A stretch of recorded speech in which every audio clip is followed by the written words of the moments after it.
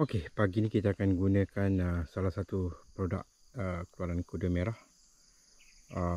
Kita boleh tengok kat sini iron, zinc, magnesium, copper, boron, magnesium oxide. Alright. Kita akan pakai ni di fasa 1 untuk anak pokok durian, mangga dan lain-lain tanaman. Alright. So, sukatan dia very simple, 10 gram untuk 20 liter air. Okay, this is salah satu produk yang terbaik lah keluaran kuda merah. Alright, kita akan isi dalam tong kilat 20 liter. Kilat ni adalah tong semburan racun foliar yang terbaik, paling terbaik yang pernah aku pakai. Okay, sangat ringan. Ini memang betul-betul ringan, lasak, very efficient, menggunakan bateri yang boleh kita keluarkan. Alright, kita akan bancuh dan buat semburan. Okey, kita akan buat semburan di pokok-pokok durian.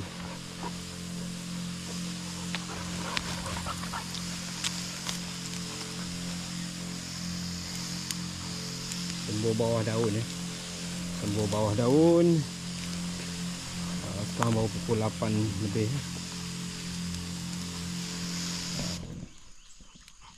Daun dia kecil.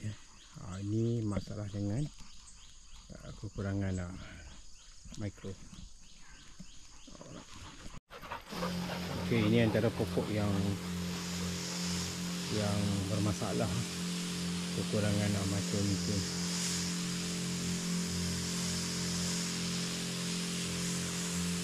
Daun dia tidak segelap yang kita harapkan. Jadi kita spray dengan produk ni.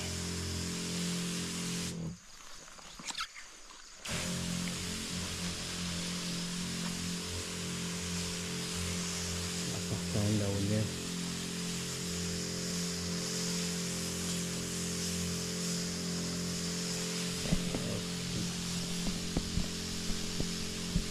Okey, pokok ni pun sama daun kecil.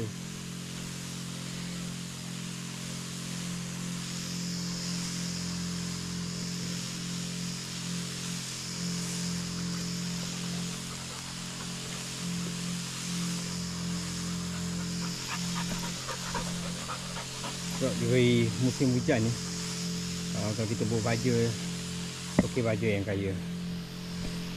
Okey, ini salah satu di 197 yang kita dah buat perundingan tu. Dia